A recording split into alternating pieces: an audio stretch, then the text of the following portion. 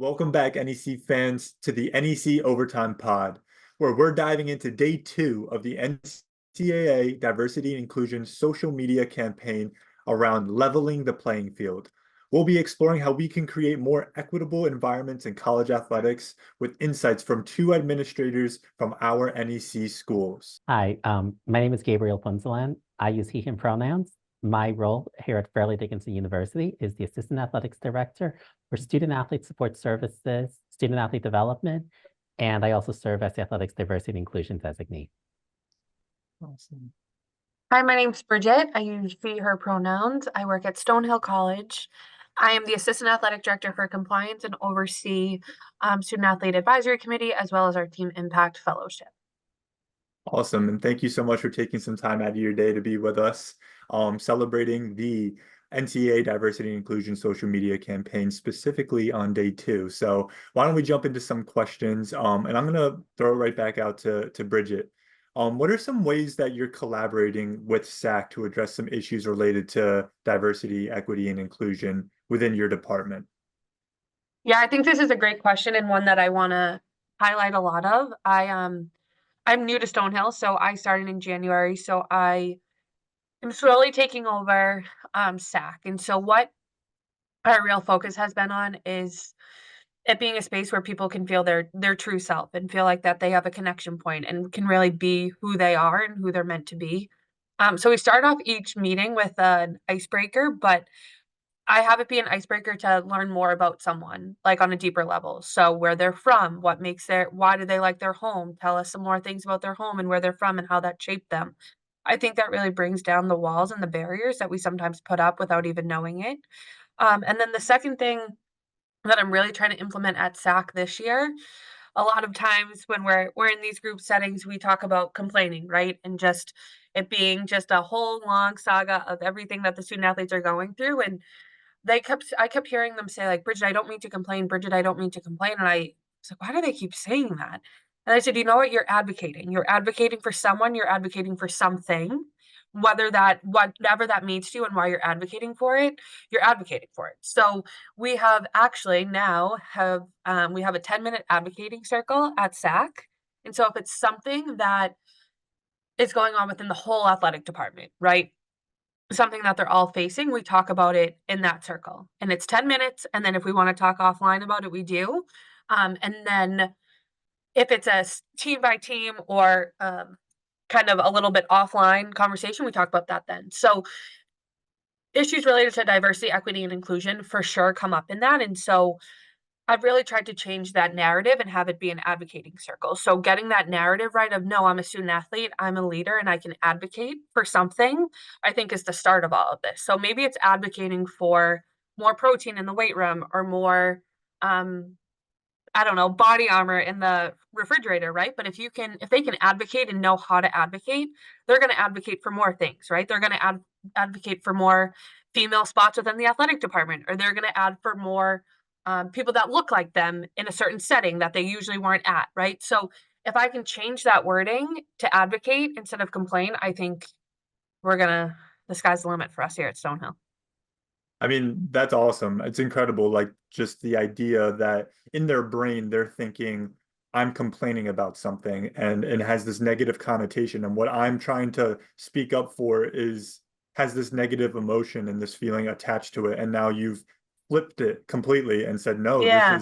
let's change the word out, because really what you're doing is advocating. And now there's a whole new approach and a whole new light and a whole new attitude that goes into what they want to see changed, right? Instead of something that whatever that barrier was between the word, they're feeling like they're complaining, to now it's advocating for change. I think that's something beautiful that you've been able to Thank you. implement I appreciate it. so early in your transition. So that's awesome. And I'm looking forward to what more Stonehill campus student athletes are going to be advocating for to improve that experience. Awesome. Thank you. Thanks. Gabe, how about yourself? Ways that you are collaborating with your SAAC to address issues related to diversity, equity, and inclusion? Yeah. Our SAAC has actually been one of the driving forces regarding this area because one of our interesting things with Fairleigh Dickinson is that our student athlete population is roughly 30% international students. And also, we are a Hispanic serving institution as well. So working with a lot of those categories, we give opportunities to learn about each other in different spaces. One of the things that they are advocating for over this year, which is part of our student athlete development programming, is more conversation and connection spaces. So even though we are using a lot of career development areas in student athlete development, we still look at how that financial literacy as well too. We still look at how that is important in spaces of diversity, equity, and inclusion. Additionally, they always lead our diversity and inclusion social media campaign. And in fact, in our first year, our SAAC highlighted many student athletes in various DEI spaces. And actually, I learned in my first year, they were the first ones to open the conversation about neurodivergence as a diversity, equity, inclusion space, bringing belonging to campus and also advocating for their teammates as well. I appreciate that they're not afraid to have the conversations, crucial, courageous, and sometimes tough, but it also makes, and I think in those spaces, it makes us better as communicators. It makes us better administrators to be able to listen to what they are doing. And I like how Bridget said, advocating as like for that instead of complaining, because it can sometimes feel like that's the way that's coming that space, but it's a definite reframing and reworking of what it is. So when I'm listening to them and what they're bringing to the table, it helps us in administration to create programming with them in mind and them being the driving force, especially with SAAC, to deliver this.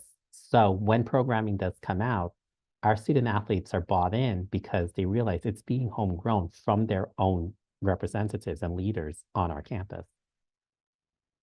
Yeah, Gabe, that's great. I love how you brought up like this idea of like the hard conversations to have, and it ties right into what Bridget was talking about, right? This advocacy for the change and these hard conversations and such. And that's the only time you're really going to find that space for growth in those hard conversations, is addressing those issues. And while they're uncomfortable and can bring about tension in the room at times, it's really the only way that those issues can be addressed. And now you're saying that there's programs, looking to be implemented to have this feeling of home growth, something that came straight from the student athletes, and make it something that's theirs, and see their own change and voices heard. And now it's coming into play. I mean, that's awesome.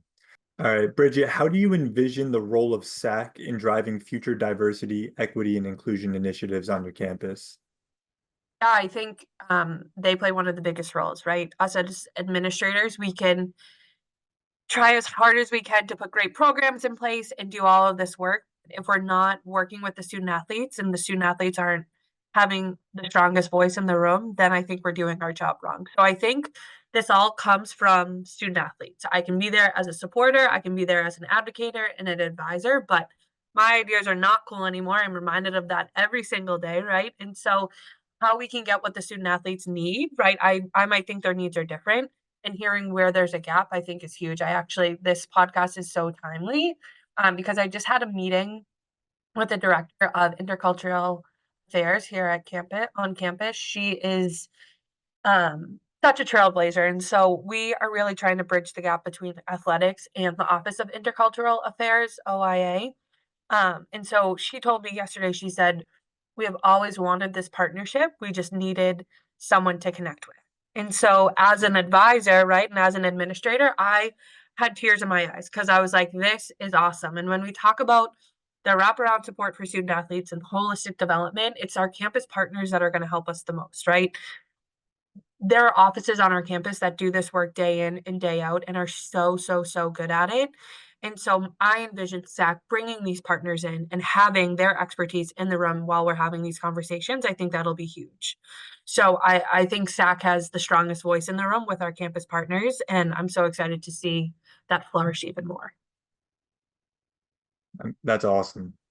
You bring up something that's crucial, and I think that it kind of hits two areas, right? You talk about like the student athlete like voice in some regard, right? And not only is it good for them to speak up and do these things, because it's going to help them down the line in their future and professional development, but also because like you said, they know what's relevant to them and what's happening, and what they need on campus in this current time as a student athlete, right? And what we needed as student athletes when when we were on campus is completely different. And So different. and we're seeing it now that semester to semester, year to year, it's beginning to even change that quickly. So I love that you're encouraging them to really grab a hold of the mic and speak up for what they want. And now it's branching off into other segments off campus, right? You're talking about it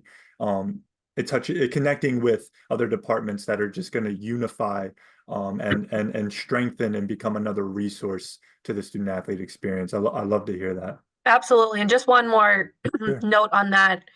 So I've been working with this director, and she just sent us over their newsletter and their quick facts of their office. And the quote that's huge in the middle of it, which I love, and I know we've all heard before, but it's a great reminder, is diversity is being invited to the party, inclusion is being asked to dance. And that really hits me. And I haven't seen it in a few months, but I'm so excited to bring that to SAAC. We actually, back to my circle. So we do an advocacy circle, and we also do a quote circle. And so I say a quote at the beginning. I guess I'm big with circles now that I'm talking about this as an advisor. But what we do is we get into a circle, I say a quote, and then we do like first reactions to it, right? So I pass around the talking stick, and everyone talks about their first reaction or one word to it. And then we talk about the quote more. So that is going to be our new quote at our meeting next Monday. Amazing. That's a great quote. And I love the circles. Circles are very inclusive. You can see everybody's part of it. If you're Exactly. I love it. Can you describe a successful project or event that has been particularly meaningful in advancing diversity and inclusion at your school? Yeah. So in my first year here, a couple of our SAC reps and officers went directly to our athletics director to set up a meeting with him and other members of senior administration. They did tell me about his moderator, but I went ahead and told them, this is your project. You go ahead and present and make the proposal. They actually asked if they can get one of the basketball games during our season to raise money for the Black Youth Initiative, which is a program that they learned about and discovered and was very meaningful to them. So they were actually the ones to come up with the proposal to raise the funds and how to approach it, and also make and bring the awareness among to the rest of our student athletes throughout campus and all of our other teams. Through that, they were able to invite during one of our games as well, like our community, our partners throughout, to come over and help raise funds for, and had other members of our community and other visitors for our games and those attendees to get awareness for them and raise that and raise funds for their initiatives. And we were able not just to donate a lot of some funds for that, but we also had, it also showed our student athletes for the first time, okay, this is what a cause is that they care about. That was beyond themselves, but also being able to rally and unite other teams and programs into a common cause. But also, it was the first time to be able to work with other, I mean, I think to show them what they can do when they learn how to present to an audience, show that something matters, and also show that it's more than just about being a student athlete, but more of but it's about serving others as well too. And with the NEC, it's really important that we share a lot of campus partnerships, but also share community initiatives that go beyond what our schools can do, is just within ourselves, but then bring that out. And a lot of the feedback was very positive from both inside the department and outside the department. And it gave other students an opportunity to learn how to advocate for causes that they care about as well. So I was pretty proud about that one. Awesome. Gabe, thanks so much for sharing. Gabe, what role do faculty, coaches, and administrators play in creating an inclusive environment for individuals with diverse identities? One main thing I would say that the most important thing a faculty member, a coach can do, an administrator can do, is listen with open ears and open heart. It sounds simple, but it's definitely the most underrated thing that I believe that I think it's an issue we take for granted. When in the business, I think it's really, I mean, and also really listening to them, understanding that stories are going to be a little different. There are going to be some cultural and generational and it's like, and even academic silos that come with this. It is a little, but however, the most important thing we can do is listen with open ears and it's like, and really open mind. We work in athletics, yes, and we serve student athletes. However, at the end of the day, this is still an educational experience, and we know that education will always show up in places just beyond the classroom, and really effective education does that. But that doesn't take place without truly being able to be open with that. And it sounds simple a lot of times, but listening to make sure we're there to actually listen for what is there, listen to receive, not always to respond. And it's something I work on personally a lot as well. It is a real honor to be able to work with the various populations that I work with. I mean, that's for just within programs, but also coming from all parts of the world and coming from various different places. I've worked at other different schools too, so I bring that to the table to listen to that. But at the end of the day, if a student feels like they're being listened to, that goes a long way in just empathy and compassion. And that's really going to affect greatly the student athlete's experience at the end of the day. And add value and in hope that it adds value, that by adding value to their experiences, they will bring that forward and pay that forward to add value to others. Well said, Gabe. I think that's just a big thing in the busyness of our day, especially in we're in the Northeast region where everything is just slammed up against the next. So we constantly feel this pressure and we're always looking ahead to the next meeting and the next, assignment or agenda item to tackle, right? And sometimes it just takes stopping, being still in the moment, hearing each word that is coming out of the student athlete's mouth in order to kind of set all these distractions aside and really understand where they're coming from and hear their concern, address the concern, and go on from there. So you couldn't have said it any better. I think an open mind, open heart, open ears, just like you said, is crucial. And it's great to hear that FDU's campus is implementing that right from the athletic department. That's great to hear. Awesome. And Bridget, what advice would you give to institutions that are looking to strengthen their efforts in supporting historically underserved identities? I'm going to piggy off what Gabe said for the last question, but I think one of the most important things to remember when trying to strengthen one's efforts in supporting historically underserved identities is to listen and to not be afraid to just start, right? Starting small leads to something big. And so here at Stonehill, we're starting a lot of new programs and we have pilot programs and we're in the transition to Division 1. And what does that mean? And what are we doing?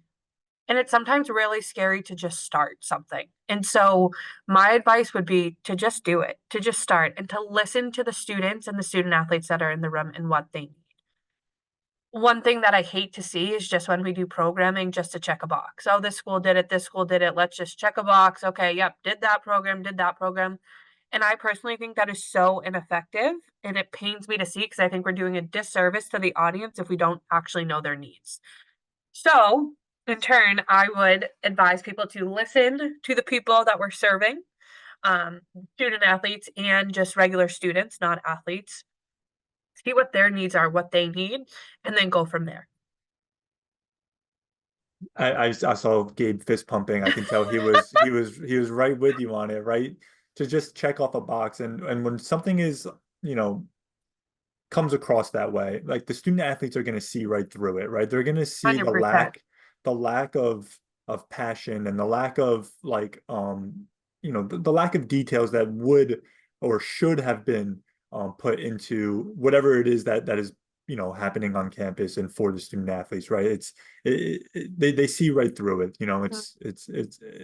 It happens. But I think that's great advice. I think it's great advice to not just check a box, but to rather stop and listen and hear them and put the time in to meet the needs and have those conversations in the room.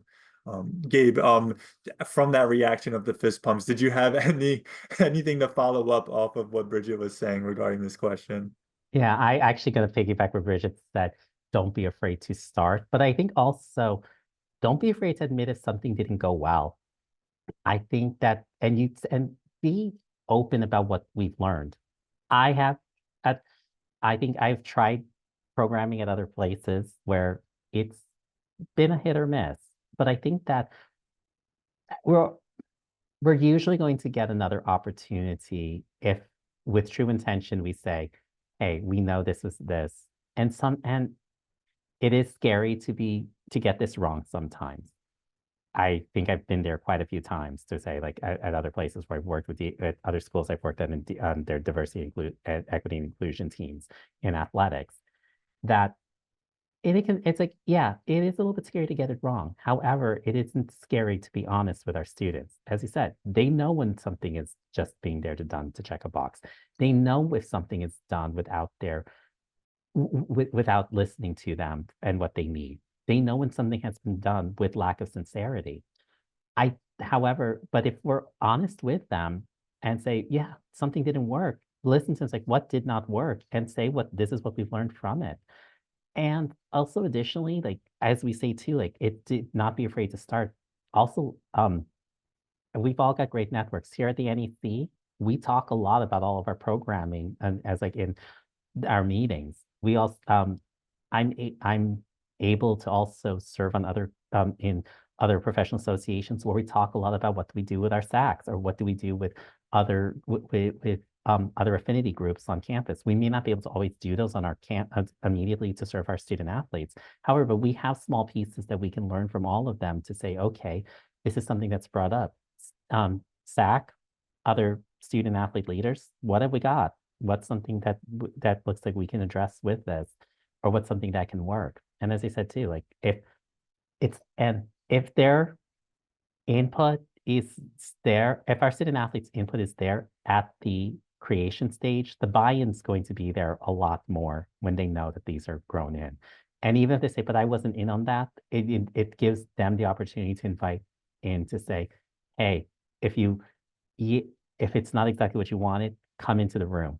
Here's like, come into the room. Tell us what might work and what could possibly be, or what you've got to bring to the table. And as you said, it becomes advocacy at that point instead of complaining. So I'm always stealing that one, Bridget. I've got that from you moving forward. I love it. No, I love it. And I will say that came to me one night at like, we all know our SAAC meetings are on Monday nights. And it was like 7:45 one night and it just hit me. And I was like, we are taking this on the road, people. We are advocating now. Let's change that mindset. And that is all the time that we have today. A big thank you to our guests for sharing their insights on leveling the playing field and the importance of fostering diversity and inclusion in college athletics. We will see you next time on the NEC Overtime Pod.